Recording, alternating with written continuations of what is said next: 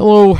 Well, got some news for you about things going on in Jersey, and unfortunately, things are getting messed up there, at least in Ocean County, unfortunately. And I got some articles here. We're going to talk about how Ocean County winds up treating its homeless people, which is actually pretty bad compared to what you see on Long Island, believe it or not. So, got a bunch of articles here that we're going to talk about here. And the first one is Ocean County extends motel housing as freezing temperatures persist. So, there's no actual shelters in Ocean County. They usually use motels for people who are homeless, and some have had to live in the woods, believe it or not. So it says here, Ocean County, for the past several days, fear overtook at least a dozen on-house people staying in Ocean County-funded motels. Conversations were lowered. Some stopped sleeping. January 5th looms as the date many believed they would once again lose their comfort to a warm bed. Word had first spread quickly that funding for the motel placements had run out. As the days grew colder, the rumors hardened into dread. I'm not going to read everything, but it says here, many worried they would be forced back into the woods like the Winding River encampment where some had lived before the motel rooms offered a fragile pause from survival mode. Yeah, apparently they have a bunch of encampments in the woods that I had no idea that they had going on because the county does not provide great services for people who are going through homelessness. The contract authorizes the use of county funds. So that's what stopped them, because there was a language written into the county's agreement that it authorized the use of county funds for emergency housing. For the people living inside the motel rooms, the extension did not bring certainty about when comes next, but it brought time. So these are some of the people here that are homeless, and it's really shameful that they're not getting apartments for these people.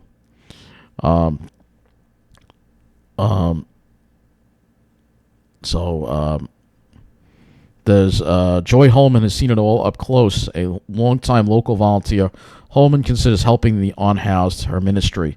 Nearly every day, she loads her car with food, blankets, and supplies, and goes to visit the people she calls her friends. Holman often works with people facing the greatest barriers, including mental and physical illness and substance abuse disorders. So it doesn't seem like they have any such thing called supportive housing over there like we do on Long Island. As January 5th approached, Holman watched anxiety ripple through the motel. She made phone calls, checked in with contacts, and tried to reassure people even when answers were scarce. Even without the threat of her friends losing their motel stays, Holman had been active. So it tells you another example of a person here. Virginia is a 57-year-old woman whose eyes tell a mixed tale of sadness and fear. She lives with significant physical disabilities and survives on roughly $800 a month in disability. Victoria remains haunted by the day she was forced to leave the Winding River camp. Her right leg could barely move, and the 2-mile hike seemed endless. She left with just her pocketbook.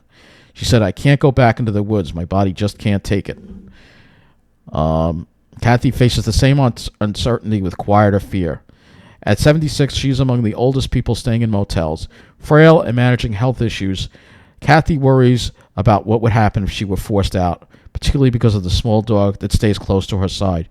She feels neither will survive without the other. Victor and his wife, Sylvia, came to the United States from Ukraine to help with cleanup efforts following September 11th. They stayed, built a life, and raised a son who is now 24 and was born into this country. Years later, despite that history, the family found themselves homeless. For a time, they lived in the encampment at Winding River before being placed together in a motel room. Sylvia recently suffered a stroke, leaving Victor worried not only about housing, but her health and access to care.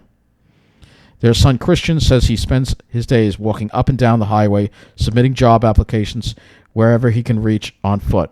Without a car or reliable transportation, the search has been exhausting and unsuccessful, and we all know how bad public transportation is in Ocean County. He has been homeless for more than 3 years and lives with kidney disease. This is Ron. All right, so these are people with disabilities that are being that are out on the streets, and they're not taking care of them.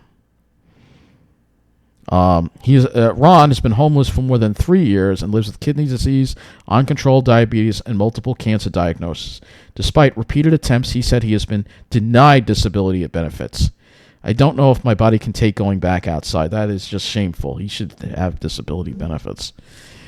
He recalled one housing opportunity that nearly worked. A landlord agreed to hold an apartment while paperwork was completed. Months passed, and the unit was eventually rented to someone else.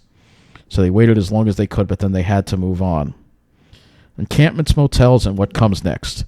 Many of the people now staying in motels were placed there after the Winding River encampment was shut down. The camp was organized by Minister Steve Brigham, who was previously established Lakewood's tent city and said months ago that he decided to stop setting up camp in the woods. At the time, Brigham cited a Supreme Court ruling that he believed effectively criminalized homelessness and said he could no longer risk placing people in situations that might lead to arrest or further harm.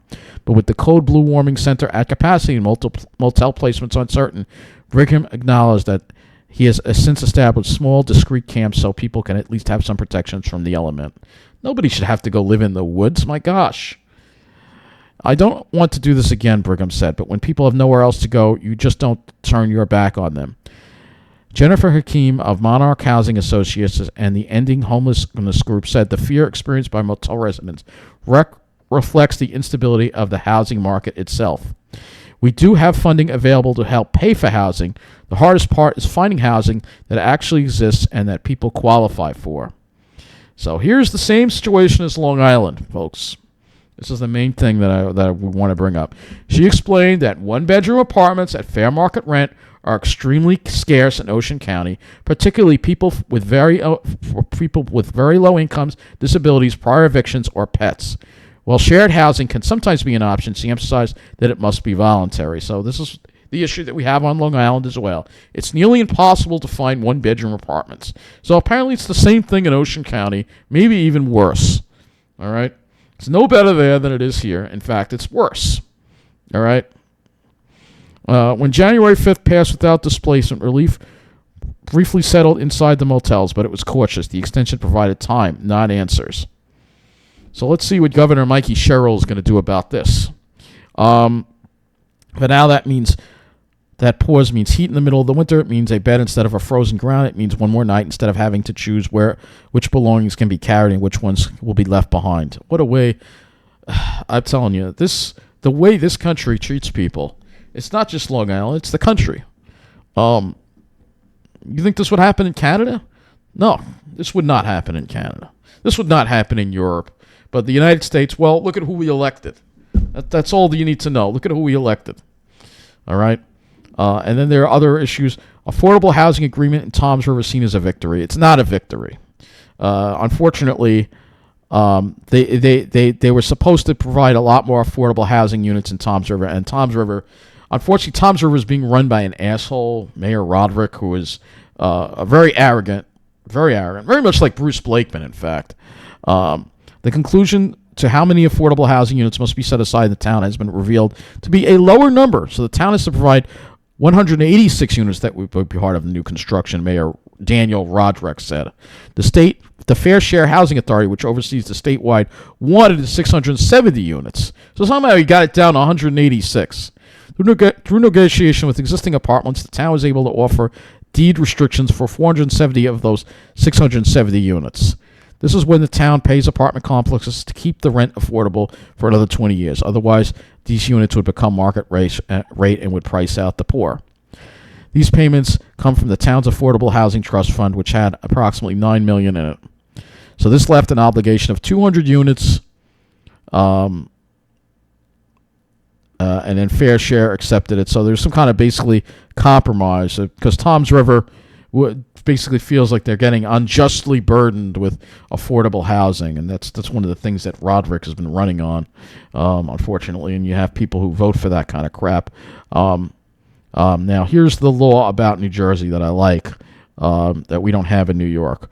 So every town in New Jersey has to allow a certain number of housing low-income units for low-income residents. This dates back to a lawsuit from 50 years ago, and that's the Mount Laurel Doctrine. That's where the town was accused of zoning poor people out. All right. What followed was a complicated calculation every 10 years that told towns how many units were needed. Often this led to new apartment complexes springing up. If the town doesn't allow the homes, they could be on the receiving end of builders' remedy lawsuits. So some of the So this is what's going on here, and at least they have that law. We don't have it, but even though they're building more apartments, they're considering the amount of apartments they have in places like Ocean County are small compared to Long Island. Even though it may seem like Long Island has a lot of single family homes. And we'll talk about that toward the end of the video. So we have another thing here, coalition meeting to address homelessness. So this is another thing. It's just another example of these camps in the woods that are going on. And then another thing. Here's another one. Affordable housing drops from 420 to 17 units. I don't know how they're getting away with this. The Stafford Township Council approved an affordable housing agreement at a recent meeting that significantly reduced the township's future housing obligation following months of review and negotiations with state housing officials. Every town in New Jersey is required to provide a certain number of affordable housing units based on a complicated calculation. They are measured in 10-year increments, described as rounds. So again, we don't have such a law in New York. We should have such a law as New York. I wish that would be pushed. I don't think Hochul brought it up in the state of the state. I think we should have a law like that. The council unanimously adopted a resolution authorizing Stafford to enter into consent order for the fourth round of affordable housing litigation. So Mayor Robert Haken said that the agreement represented a favorable outcome for the township. We accepted the township's consent order for the fourth round of affordable housing. We were able to work with the courts and Fair Share Housing and document a fourth round number of 17, down from 420. Are you freaking kidding me? 17 units. That's all. That is despicable. Now, they do say they were talking about the environment. Okay, and I understand. I'm not in favor of destroying the woods to build affordable housing. It's not really needed. It's not necessarily to do that. Von der Herd said many of the parcels initially counted were constrained by environmental factors, which is the only other thing I would accept it as a reason why you could not have a apartment development there in Stafford. During this time, the township will identify appropriate locations for affordable housing. 17 units, my gosh, what a joke. Come on, man. Just ridiculous. So, and again, if we look at Stafford Township, which we'll go over here in a moment. Let's just go down to Stafford. Just down here, Stafford Township right here. They have Ocean Acres, which is huge. I mean, there's like a huge area here. And then there's an area here south of Ocean Acres where they built a bunch of stuff. Here, they built all this stuff here. This is all new. This used to be woods years ago. And none of this is affordable housing. So, again, they're full of it, man. They're just full of it. Really are full of it. So most of this is not affordable housing at all. So, you can see it looks like they're pretty big houses there. Yeah, but this is an area that was built up a lot here in Stafford Township. There's also like no bus service to the shopping center. So, yeah, I think they have a bus that runs like one day a week or something. I mean, it's despicable. So again, I don't want to, 17. Come on, man, that's a joke. How does the state even get away with that? Really disappointed the state of New Jersey. I mean, they have such a great law, but they're basically caving into all the not the developers, but the townships and all the NIMBYs that don't want affordable housing. They have the same kind of mentality in New Jersey. Unfortunately, not I mean, it's ridiculous. So yeah, there's a lot. I mean, most of these houses here are single family homes here, and and Toms River downtown has some apartment buildings, but I mean, New Jersey is laid out in a way that is more sprawl-like than Long Island. For all the criticism that Long Island gets, the Jersey Shore is a real example of sprawl. They did a great job preserving the Pine Barrens, but the way everything's laid out, it's not laid out in a walkable manner. The public transportation isn't there. If you go to northern Jersey, it's laid out more in a better way. No Pine Barrens there, though, and it's just as expensive as Long Island. So, and you do see a little bit. It's still kind of sprawly. I mean, you think about it. When you compare it to Long Island, and you have all these towns along, right, the main line. You have Mineola, of course. The South Shores it has a lot of transportation, and you could build affordable housing there. But I want to see this state come in and mandate affordable housing, and I would love to see affordable housing being shoved down the throats of people in Babylon at that train station, because that is really a great place to have it. This is the Babylon instead of all these surface parking lots here. Love to see apartments and affordable apartments. It seems like it's not just Long Island that this mentality is going on. It's really the whole country, because look at who we elected as our leader. Look at who we elected. You put the news on and you go to the news here, and he just takes up everything here. I mean, you just ABC 7, for instance, here, right? Federal government to no longer this guy. I mean, literally, he just. I mean, takes up the news constantly. ICE just the whole country is in trouble, man. And what can I say? And as much as I cannot stand Kathy Hochul, the alternative of MAGA is even worse. Anything but MAGA, as far as the way I'm concerned, though. I don't know what I'm going to do. I'll make another video about that election, because unfortunately it's coming down between Hochul and Blakeman. Hochul versus Blakeman, unfortunately, which really is a lousy choice. There's a couple of articles here about it. Newsweek, chances of beating Hochul in New York poll. Of course, now we're kind of shifted this already. So this is found Hochul with a double-digit lead, obviously. So, I mean, this is what we have. So anyway, getting back to New Jersey, it's just disappointing to see this kind of thing happening. So if you think people with disabilities get treated poorly in New York, I think maybe they get treated worse in New Jersey. At least the Jersey Shore area. At least that's where the Pine Barrens are. Maybe further north it's better, but there are no Pine Barrens there. So that's not an option for me, obviously, if they're treating people like that. So, I'm grateful it's not worse. Obviously, I'm grateful I have my own apartment, because a lot of people don't. But we got to treat people better in this country. Bottom line, we got to treat people better. I mean, everybody deserves a roof over their head, and we got to stop gearing to the rich people so much. All right, I'm sorry, but that is, we got to stop gearing to the rich people. There's no reason why we have to build all these luxury apartments. But I think the only way that we're going to see things change in this country is Wall Street needs to crash and burn. It's the only way. Did go down today, but we need a major stock market crash to reset our really misbalanced economy right now.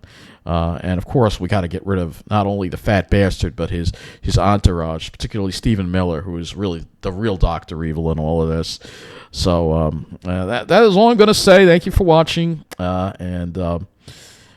I guess I'm not going to be shutting up and going to live in New Jersey anytime soon. Not like I wanted to anyway.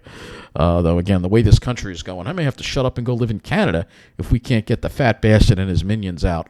So that's all. Thanks for watching.